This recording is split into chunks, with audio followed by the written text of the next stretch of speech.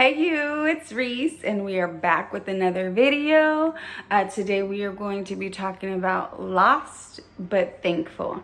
And not necessarily lost, I'm not lost, but I do feel lost sometimes. But I'm thankful for where God has me right now. So let's jump into the video and talk about it. See you there.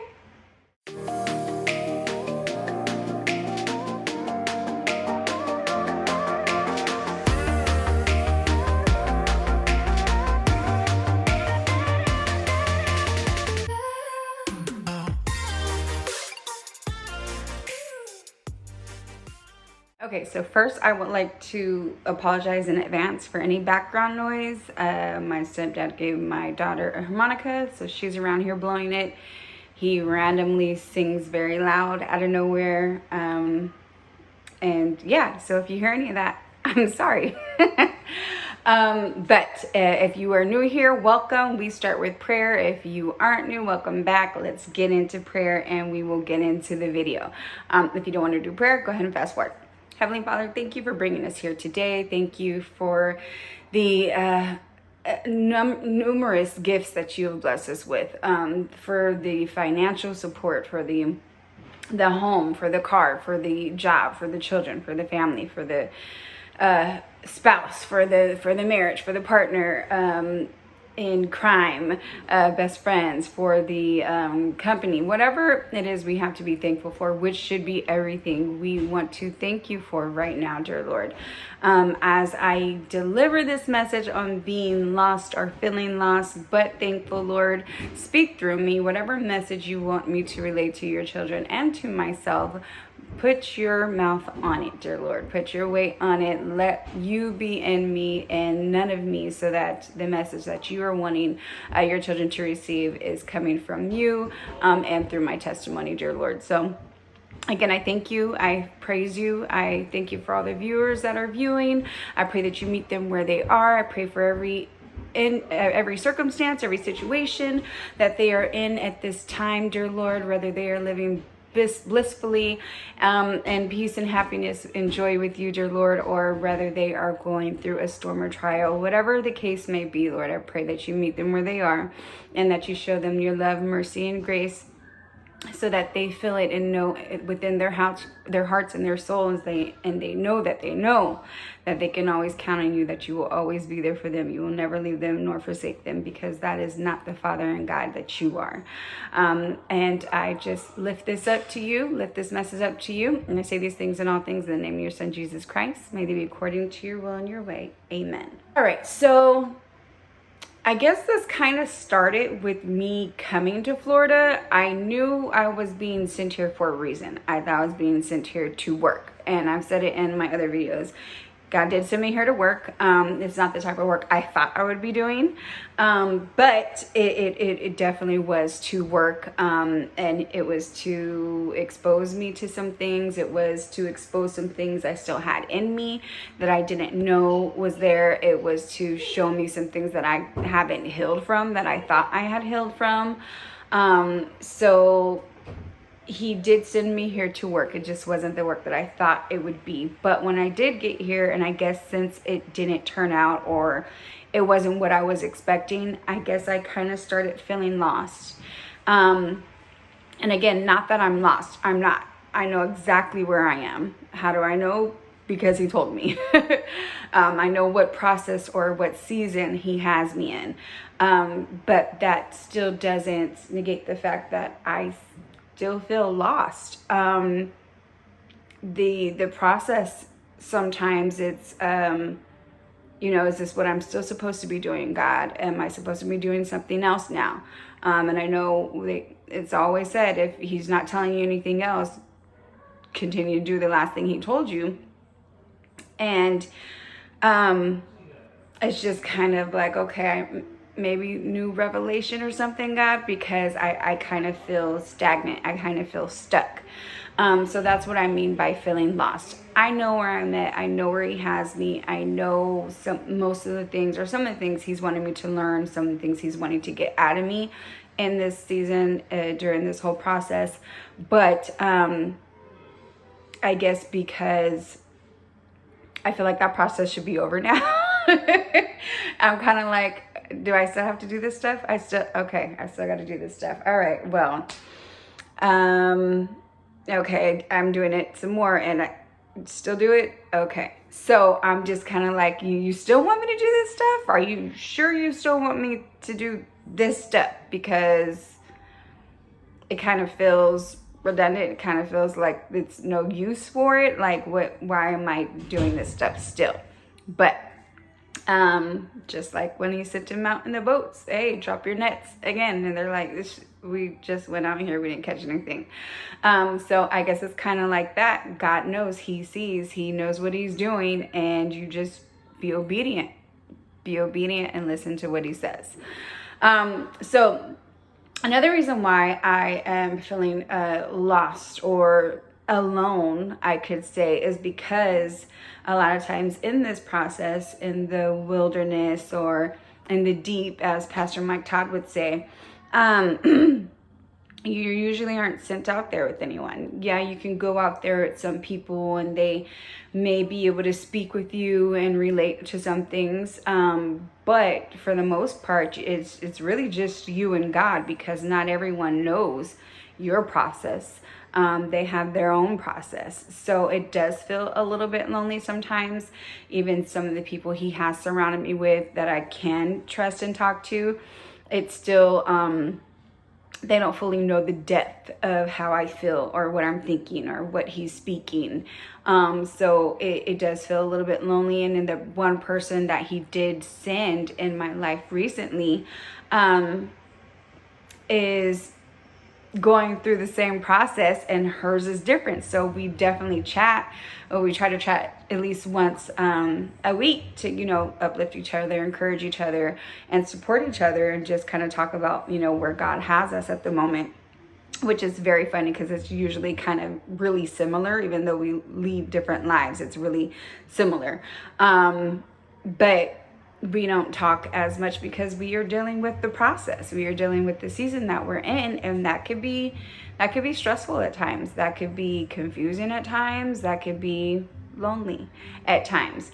So just know that if you are feeling lost, even though you're not lost, because he's there with you, and you're feeling lonely, you're not the only one. And I've heard this in plenty of sermons, and before I got to the deep or the wilderness, I was like, okay. But now that I'm really experiencing it, maybe not full force, but I'm really experiencing it, I'm like, oh, okay, yeah, this is definitely what has been described. This is the deep. You are kind of out here alone. I also started having a really bad lack of focus. Before I got here, I was on it. I was on my laptop every night. I was, I was busy. Thank you, Jesus. I was busy. So because I was busy, I guess I felt like I was in purpose. I'm doing stuff. God has me doing stuff. He's given me this. He's given me this word. He's given me this to write. He's giving me this to do. And I was so happy. I was like, oh my God, I'm in purpose. And, let me get on my laptop and do this course and do this challenge. And, it's all written up and stuff, which I still have to practice. I still have to practice. I don't know, for the life of me, I've only practiced it a few times since I've been here, and I've been here almost 2 months, and I cannot pull it together to get focused to practice this challenge. And I'm like, why? I was so excited about it. Maybe because I don't have anyone to do it with or do it on right now. But that doesn't matter. I still need to perfect my craft. I still need to perfect the gift that he gave me, which is to, help people find and love themselves.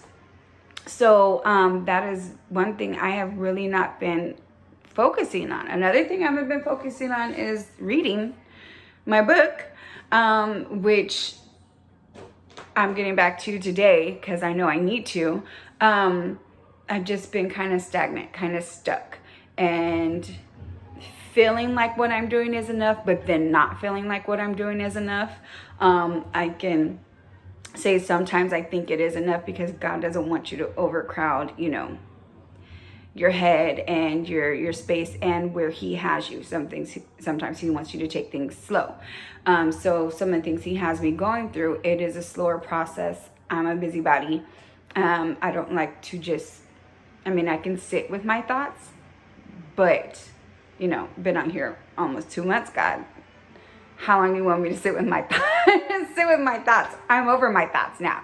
Now Satan's trying to creep into my thoughts, and it's making me go crazy. So I don't want to sit with my thoughts anymore. I want to get back to work. But it is not time for me to work. It is still time for me to sit with myself and him, and practice my challenge and get back to reading my book. So the lack of focus, though, is definitely a distraction, as Pastor Mike Todd talked about in one of his sermons, distractions in the deep. My lack of focus right now is definitely a distraction in the deep. So I have to get that focus back, regardless of how I'm feeling or what I'm thinking, or regardless of how long or slow I think this process is taking or going. I still need to get my focus back. Another thing is, I don't know where I'm going. I do not know where I'm going. In my last video, I said I didn't realize how much control I didn't allow God to have until I allowed him to have control. And right now, we go back in a few days. And I don't know where I'm going. Not that I don't have anywhere to go. I don't know where I'm going because he hasn't told me. And it is a little nerve-wracking. It is a little stressful, to just kind of have everything kind of up in the air. Are the kids going to have to stay with their dad during the week so they can go to school? God, are you going to bless me with a place so they can be with me? Am I going to stay with someone? What's going on? I don't know what's going on, God. What do I do? So being in this situation, I've never been this far out in the deep before. I've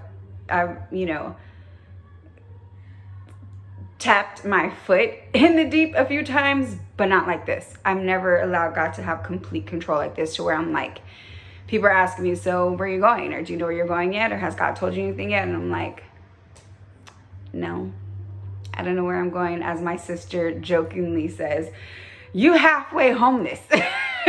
So I am halfway homeless right now, because God hasn't told me where I'm going yet.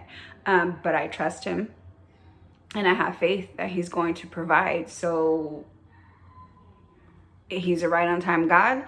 So I'm just going to keep going with, I don't know where I'm going till he tells me to go somewhere.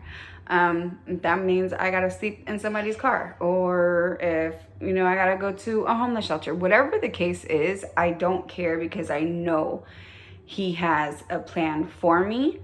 It's just a little nerve-wracking, because I've never been in the deep this far before, to just let him completely lead. I have I'm not gonna move until you tell me to move. I don't want to go to the wrong place. I don't want to. Where do you want me to go? So that's where I'm at right now. Where do you want me to go, God? And when he tells me, I will let you guys know. I will let you guys know. But that's that's definitely something that has been afflicting my mind here and there. 1 minute I'm perfectly at peace with not knowing where I'm going, and then 1 minute I'm like, okay, God, where I'm going, the time's getting closer. Can you please just let me know now? But we are called to let him lead, and he wants to see if we trust him and if we have faith. So I am definitely walking behind him with trust and faith that he will lead me where he wants me to go. I am also kind of stuck because I can work, but he has not called me to go back to work yet. It take too long of a story for me to explain all the ways I know he hasn't called me back to work. For one, he hasn't told me, because I can't hear him. But there's just been different things and hindrances that I'm like, okay, he's not calling me back to the workforce right now. Which is also a little bit, I've never had a problem getting a job, ever. And I interview very well, and my resume is great, not to toot my own horn, but it is. And I've had interviews and everything, and they've gone extremely well and didn't get hired. I mean, interviews, not just a couple, interviews. There was one thing that I tried to do and get started, and he blocked that. Again, these are too long stories for me to put in this video, and I don't want to venture off into that. But so I can work, but I can't work because he has not called me back to work yet. And for whatever reason, I don't know. His ways are higher than our ways, and his thoughts are not our thoughts. His ways are not our ways. So I can just only assume, okay, you will send me to work when you're ready, or you will, whatever you're doing, you'll do when you're ready. But yeah, if I was able to work, if he allowed me to go back to work, definitely wouldn't have a problem with, where can I stay or where am I going to stay, because I'd have good income coming in, and I'd have my own car and all that stuff. So I wouldn't have an issue. But right now, my husband and I, we only had one car that we shared between us. He has a job, so, I let him keep the car. And income, I get Social Security for my son, not to put his business out there. And that's it. That's all I got. So it's kind of like, can't really barely can get even a studio apartment with that amount of money. And even if I could, then I still have to worry about the bills and all this other stuff. So it's like, God, you really have me in a place where I know I would be completely out of your will if I try to do my own thing. You have it to where I have to depend on him, because I don't know what else to do other than to go back to work, which I know that's not where he wants me, and then start taking control of my life again. And I don't want to do that, because I want what he has for me. I don't want to settle. I don't want to compromise. But again, this is a very nerve-wracking season and process, because I've never gone this far out there with him before. I've never given him complete control to where I'm literally like, I don't know where I'm going, guys. But I'm walking blind. I am walking blind, and I am scared. But I do trust him, and I do have faith that he will provide all my needs, all of my kids' needs. But I am walking blindly because he's guiding me. He's leading me. So for the family members I had that talk to me and they're like, you still don't know where you're going? She's crazy, and you still don't want to go to work? No, it's not that I want to go to work. It's not that I don't want to have my own place to stay. I never thought I'd be in this situation at 37 years old where I'm having to see if I have to stay with someone or, ask for help or anything like that. But going in the deep and following him it's very humbling. It is, you learn a lot. You learn a lot about you. You learn a lot about what you can take and what you can't take, and the things that you say you can't take, he will push you and to where you're like, okay, I can take it now. And he's been doing those type of things with me where I'm like, I can't do it. I'm not strong enough. I need your help. I just can't do it. I can't do it without you. Though we can't do anything without him. But there's moments where I'm like, I just can't do it. Like, you're going to have to do it, or because I can't do it. And he's slowly giving me strength into where I'm like, oh, wow. I didn't even have to beg for you today, how I've been begging for you the other days with this certain area of my life. Usually every day I'm like, help me, I can't do it. And I'm slowly starting to be like, oh, no, I'm good. Don't want it. Oh, I'm great. Don't need it. And I'm like, oh, wow, you are strengthening me out here. So again, I'm very thankful for the process. Even though I feel lost sometimes, I'm thankful for the process. I have my strategic prayers that I say every day. There's, I think, 11 or 12 of them, and they're not very short either. There's 2 that I say 7 times every day. I repeat those 2 prayers 7 times every day. There was a way that he let me know to pray those prayers specifically 7 times too, which again is another story. But I pray them every day, and it's funny because when I get to those prayers, my phone, the light won't dim. Usually, if you're not scrolling or your phone feels it's inactive, your light will dim and then it'll lock. My phone doesn't do that on these prayers when I get to these 2 prayers, because they're right after each other. So I just think that's kind of funny, and also reassuring just to know, like, he's here with me, and these are the things he's wanted me to pray for, because these are the things he's going to eventually work out. He's already working on, but they'll eventually be worked out. In my time, it's already worked out with him, but in my time, in our time, it'll be worked out. But yeah, I've tested it plenty of times, put my phone down, held it, put the charger in, is it gonna dim now? And there's been times where it dimmed, and I'm like, okay, so that is you keeping the phone from locking and dimming on these prayers, because there's other times where he'll just let it go, and I'm like, okay. So again, I think that's really neat and reassuring, and I thank him for when he does that, because it lets me know that he's with me, that he's there. I know he's with me and he's there, but there's certain things he does that you can see, and you're like, okay, you are here. Sometimes you have to look for him. Sometimes they're not obvious, but that's what he wants you to do. He wants you to look for him in the small crevices of your life, and in the beauty of his creation, and in yourself and in your life. He wants you to look for him and be grateful for the small things. He wants you to be grateful for the small things, and I am definitely working hard to be grateful for the small things, because if I'm not grateful for the small things, then I'm not going to be grateful for the big things. Or if I'm grateful for the big things, that gratefulness won't sustain, because I didn't appreciate and be grateful and thankful for the small things that he has done and that he continues to do in my life. That's even another thing that I wanted to start telling people, but I didn't want to sound rude. But actually, I don't even care now. I'm saying it with love, and I'll let whoever know, like, I say it with love, but don't thank me if I do something for you. Because probably most of the time it's God telling me to do it anyway. I mean, I would love to think I have this big old great heart and stuff. And I do. I have a big heart. But, sometimes I can be ugly too. So, yeah, even, if it's my thought, or if I think it's my thought, or if it's God, don't thank me. Thank God. If I buy something for you, thank God. Thank God, Sharice. Yep, thank him. So if you know me and I do something for you, don't thank me.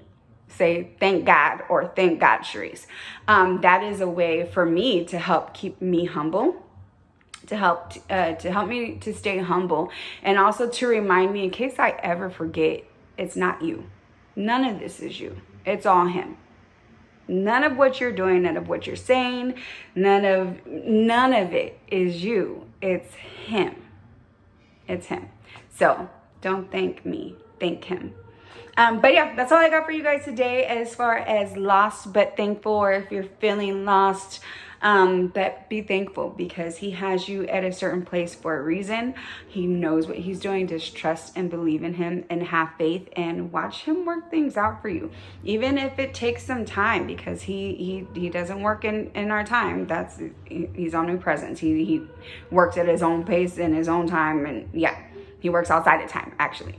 So it may not be when you want it to happen, or how you want it to happen, or look like what you thought it would look like, but he's working things out for you. He's behind the scenes working, even when you think he's not doing anything. Even if he's not doing anything, he's still doing something, because there's still things for you to learn, or to get from whatever season or process he has you in. But yeah, remember, God loved you then. No matter what you did back then, he loves you now. No matter what you're doing right now, and he'll love you in the future. No matter what you may do in the future, God loves you.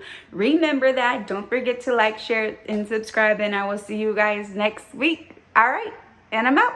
Bye.